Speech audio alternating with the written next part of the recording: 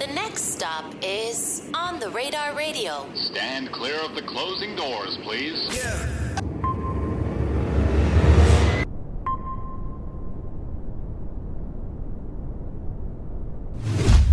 Yes, sir, baby. On the Radar Radio. Yo, special guest in the building. In the building. Lojay in the building. How are you today, my brother? How you feeling, my bro? First hot day of the year in New York. Yeah. Good day. Yeah. And I'm here. And you here. Ready. And you here. I brought the heat with me. You killed that shit too, by the way, man. How you been? Really good, man. How you feeling? Great. Hold on. Label gave me some spark notes. Gold in Canada, silver in the UK, platinum in 38 weeks. Yeah. Congratulations. I can't wait to have the plaques. Like, I'll You need them today. I need it like yesterday, bro. I'm serious. Like, How long do those normally take to make? I don't even know. A couple months. I don't know. Yeah, You gotta pay for them, though. How you give me a gift and ask me to pay for the gift? But yeah. It's a good point, though. I ain't gonna lie. Yeah, but still. You gonna get that express shipping on that shit too. So it's here tomorrow. Cause I need it ASAP. Amara, ring up. Where you putting the plaques? What I put as in how. Like where you gonna put them? Literally, my idea is once you walk into my house, you have to see it. It's like first thing you see when you walk into my house. Is the plaques. I like that. Yeah. So people know what the fuck is going on when they walk in. You know where the fuck you at. Don't move wrong.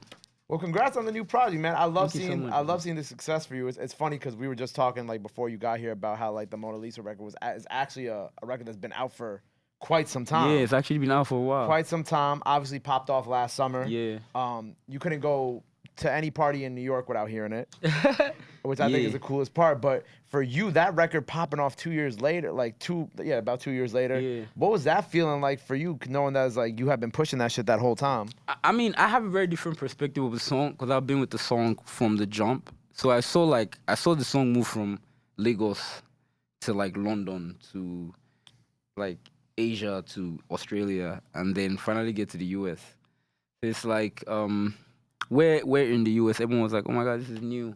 For me, I was like, this been a while. I was already basically even cooking up like new music. I remember I was out here like last year, September, and like it was still doing a madness, and I was already having like conversations about like the next project and everything, because I'd been well into like the Love and Attention project as a whole. Yeah. Because Mona Lisa is off the Love and Attention project. If you guys don't know, you could go check it out. It's really amazing. But yeah, that was just like I had a different perspective of it, and just to come here and see how well the song was doing though was really amazing. Like last year I did like SOBs in New York, September, I think it was 21st or so. And just the crowd, like the people, the love from like New York, I'm like, wow. Like all the way from Lagos. Yeah, it was crazy, man. So you actually really got to enjoy it. Yeah, I the song did. Over here too. I did. Like I was around for a minute, so like I was in ATL. I saw how it was popping up in ATL. I was in New York. I even went to Boston.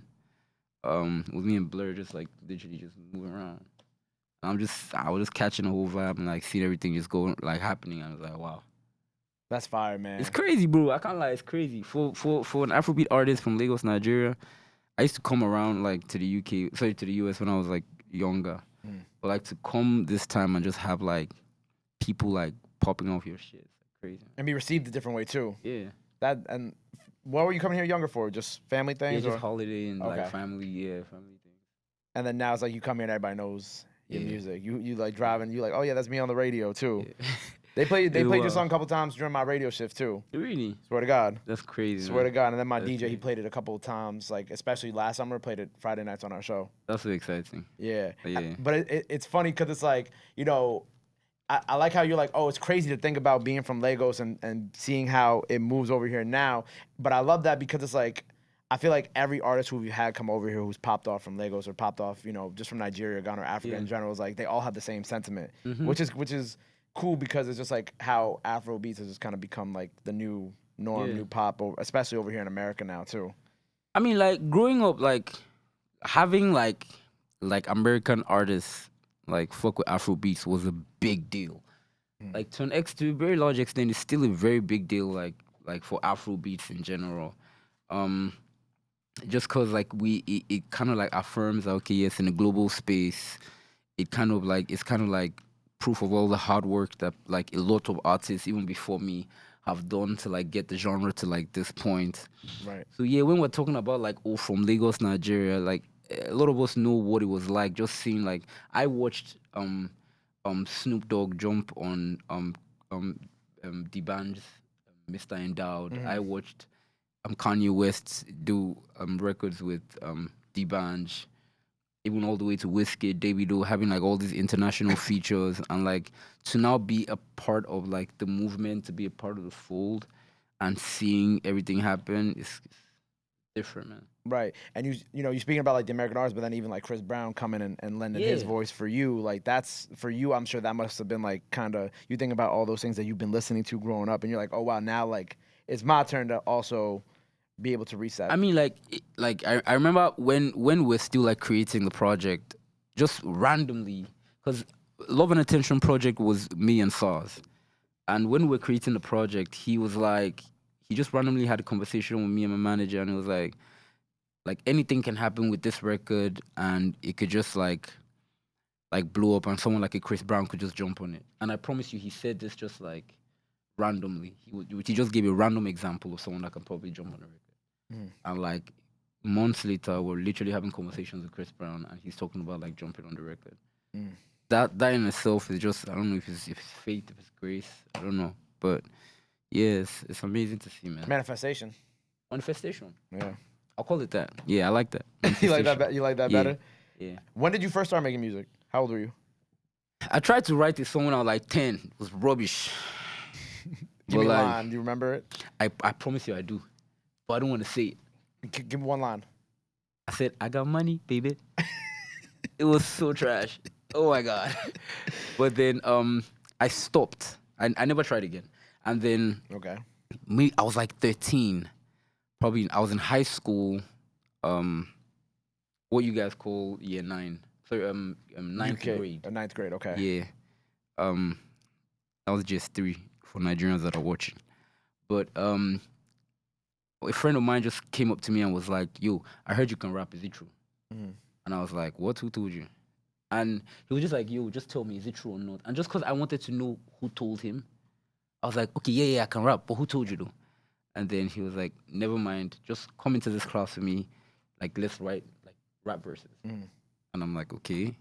And then he starts like rapping, like stuff that he's written down, like playing like a pen on like the table and everything. And I'm like, wait, this is dope, man. This guy's like rapping.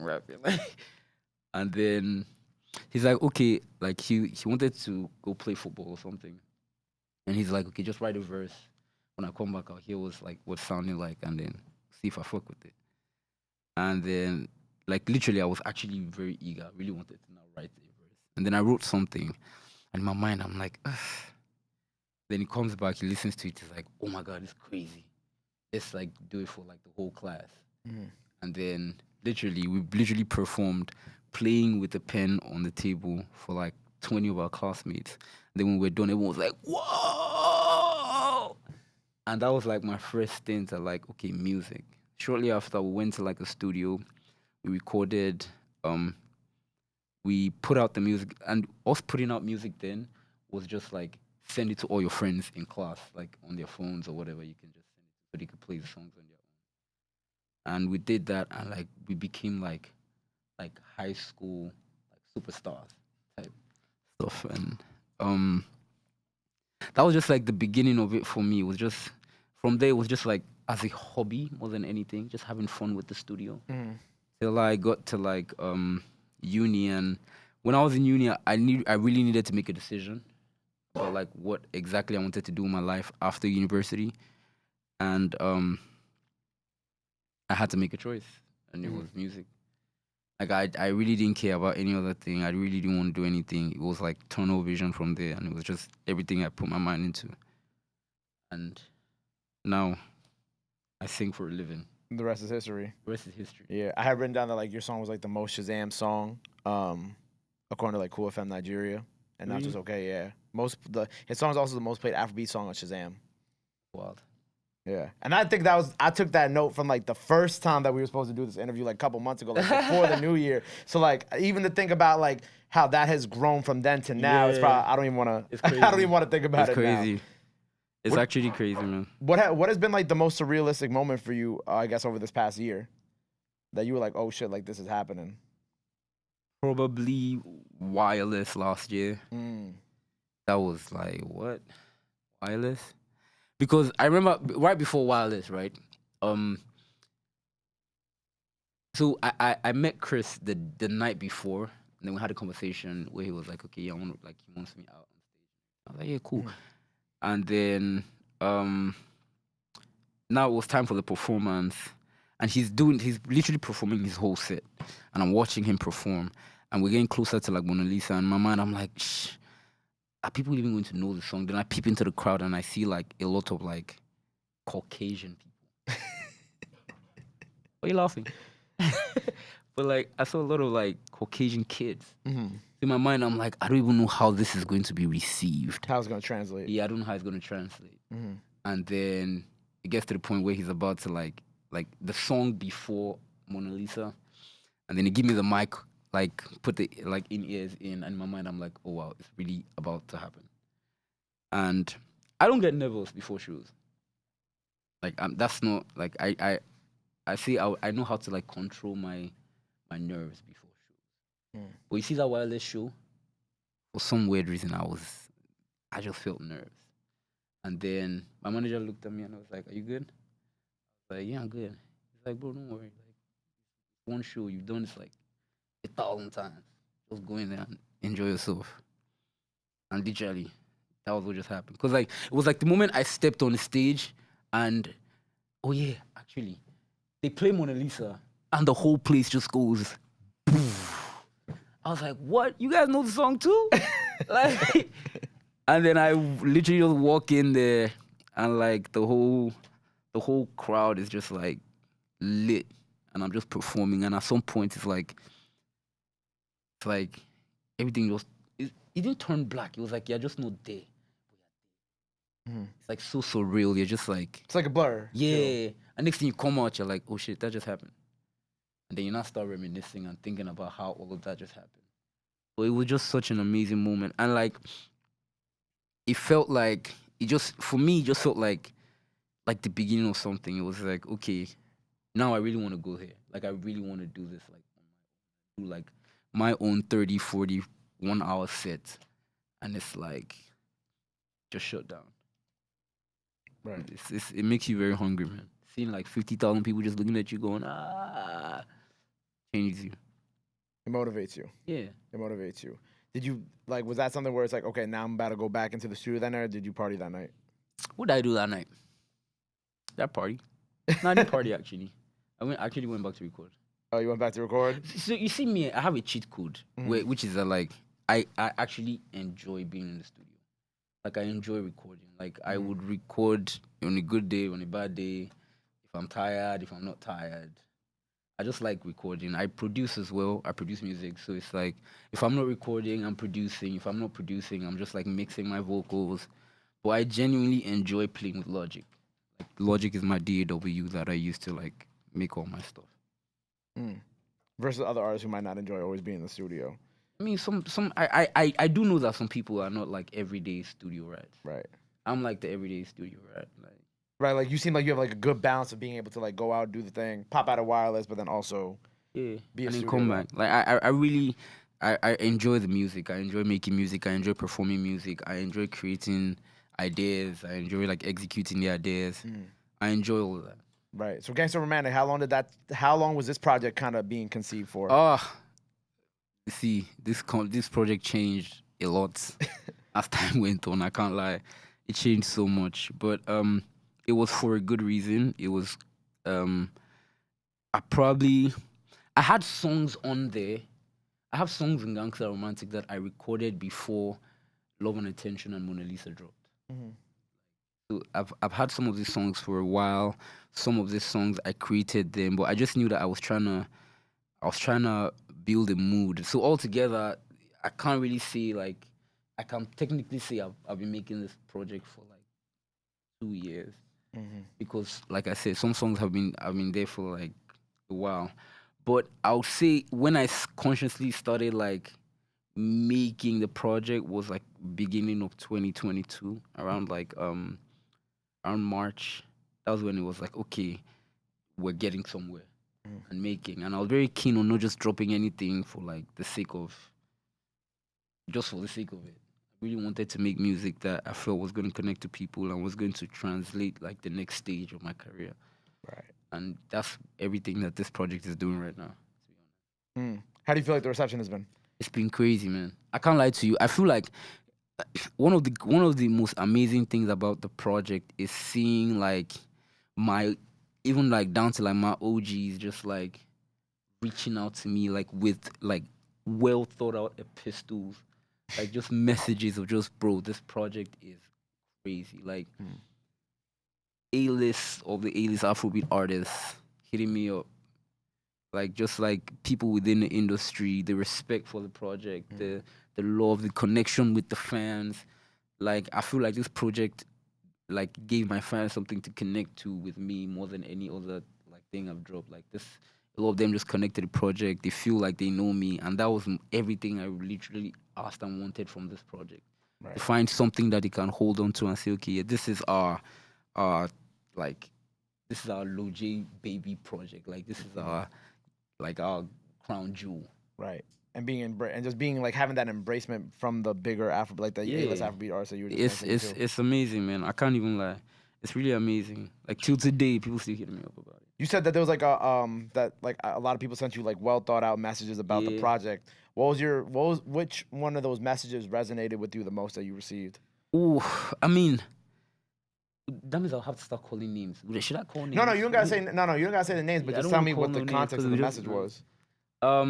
I remember there was one particular person that was so like he's so in love with MOTO, because like I played it for him one time in the studio like before like the project dropped, right? And it was a moment where, because this person like he was working, like he had been working like all day in the studio, and then I came into a session with him and he was working all through, and it was probably like 6 a.m. in Atlanta, and I remember in the middle of the session, I'm about to record him, and he literally just like sleeps off. Like I'm not even joking, bro. Like I was like, because I recorded something, and then by the time I played it back, he's gone. So I just started playing different like songs. Okay. And then I played MOTO at one point. I remember he just he just lit like he was like, yeah, bro, this song. And then like the EP dropped, and like he was like, bro, this song, he just goes off, just talking about like this song is like it's your next big hit, it's this that. He just goes talking. And more than anything, why that hit me was because I literally just came off a flight only to open like my Instagram, and this guy had sent like 12 lines of just talking about how this song is amazing and he loves the song and this and that, and I was like, whoa. Like, and that was probably like a day after someone else hit me up talking about, bro, I'm just listening to the project for the first time and this is the most amazing thing I've heard this year. I'm like, what? And like, these people even have artists like that are amazing. And it's like, wow. But yeah, the love is different, man. The love on this project is different. Like, and one thing I love more than anything is the fact that people have taken the project as a whole. Like, it's not just, oh, I like the song and everything else move. It's like people are listening to the project from top to bottom. Right. Yeah. I played it in my car the other day too when I was driving, because I got like an Afrobeats playlist I listen to when I drive. So I played the album the other day. Yeah. Because it was warm and it was nice outside. I was like perfect. Perfect. Come on, man. You already know what it is. It was perfect. Man. It was nice outside. I was like, oh yeah, this is the perfect soundtrack for today. I swear it was perfect. Like that, the project really came out well. Yeah, it came out great, man. Congratulations. Thank you so much, man. I'm happy it's being received well too. Yeah. Because I know it's like, you know, when you have like such a big record like Mona Lisa, and then it's like after that, you know, the question is always, you know, of course, how are you going to follow it up? But then releasing something like this, there's also a level of anxiety that comes with it, because it's like, all right, I had this record that was like bigger than life right now. Now I have to deliver again, you know? And I'm sure there was a little anxiety for you kind of getting into that. I had a conversation with Grace Lojay about this one time. And then she said, sometimes after you create a great record, the next thing to do is to create a great project. Mhm. Like, and that was kind of like, that was something I wouldn't say I had that in my mind, but after I dropped the project and I saw how people received the project as a whole, then that thought now came back to me like, wow, sometimes the next step is actually just a great project, like the whole thing. Because Mona Lisa isn't a project, but a lot of people took out Mona Lisa and just held on to Mona Lisa. Yeah. But like with this project, it's like people are taking on the project as a whole, like rather than just one song. Right. Yeah. I like that. The next step after making a great record is making a great project. Yeah. Always pay attention to that, for real. No, really. You don't need though. another single. You need a good project. Yeah, I don't like projects are really important. Like when you know how to craft a very good project, I feel like it gives you like an advantage. Mhm. So where do you go from here? What's after this? What are we doing this summer? Tour. Can't wait, man. Come on, you come back to New York? It's a full world tour. You doing SOBs or you doing something else We're again? coming back. Don't worry. We're coming Okay, back. We're coming back. We're coming back to America. We're gonna be in Canada. We're gonna be in Europe. We're gonna be in Asia. We're gonna be everywhere. Australia. Going all the way to Australia, man. From Lagos to Australia. Is that weird to say too? It's wild, bro. I remember like one of my boys. You know what? I'll call his name because he's my boy and he really wouldn't mind. But Oxlade hit me up. And he was like, bro, you need to come out to Australia. I'm like, why? He said, every car I've been in since I got here, I'm listening to MOTO. Like, everybody's just spinning this song. I'm like, what? In Australia? Like, bro, like, it's crazy. It's crazy what the music is doing. Shout out Oxlade, by the way. Yeah, shout out to Oxlade. You, Oxlade, and Stoneboy have like my favorite on the radar Afrobeat performances. I ain't gonna lie. Really? Yeah, Stoneboys ain't out yet, but those definitely my favorites. I ain't gonna lie. Yeah, Oxlade is he crazy. Different. I love him though. Different. Yeah, right. So tour, what else? Do you think you're gonna have another project this year, or we Yeah. just okay by the end of the year though? Maybe more than one. You are a studio rat, like you said. But yeah, I got projects coming out. More projects coming out. Like I said, the tour is happening. I have a show in Lagos in December. You should actually come out. Ask him. Yeah, he been trying to get me out. We're trying to go to like Ghana, Nigeria this December. That's at this point that's like the tradition now. It's like come out to Nigeria, Ghana, Nigeria, however you want to do it. But like yeah, it will actually be mad. You guys can even come like capture the whole thing because it's gonna be a moment. Word, GQ. Set it up. Got that? Set it up. Yeah, set it up. Well, look, man, it's been a pleasure having you here. Hopefully, I'll Bro. see you in. I'll hopefully see you in New York again soon at the show. Definitely. In Nigeria in December. Yeah. By the time y'all see this performance out now, so go check that out. Gangster Romantic, the project out now. Keep running that up. Before we get out of here, let the people know they can follow you. I think we want to let the fans know now is the time to do it. This camera right here. Yeah, ladies and gentlemen, I'm Lojay, and if you want to see me on Instagram, go to Lojay Music. On Twitter, Lojay Music, and on TikTok, Lojay.music. Love you guys. Boom. Very simple. You heard him. Make sure you go follow him. Go run up the project out now. Keep running up that performance. It's incredible. It's fire. Make sure you show him some love. Go show him some support. Love is free. Support is free. But y'all already knew that. Till next time, Lojay on the radar. We out. Boom. My guy. Love. Bless you, my bro.